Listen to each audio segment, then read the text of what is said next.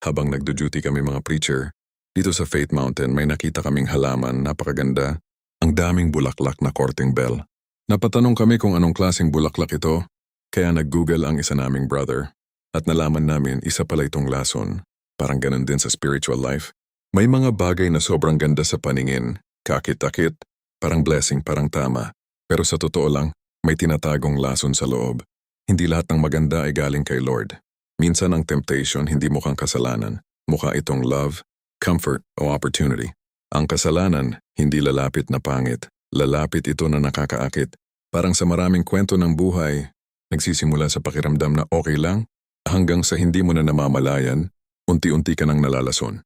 Kaya hindi sapat na maganda lang sa mata o masarap sa pakiramdam. Kailangan natin ng discernment.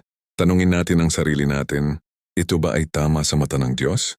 Ito ba ay maglalapit sa akin kay Lord o ilalayo ako? Hindi lahat ng maganda ay ligtas. Minsan ang pinakamagandang bulaklak, siya pa ang may pinakamapanganib na lason. Kaya sa buhay spiritual, huwag lang tumingin. Matutong kumilatis.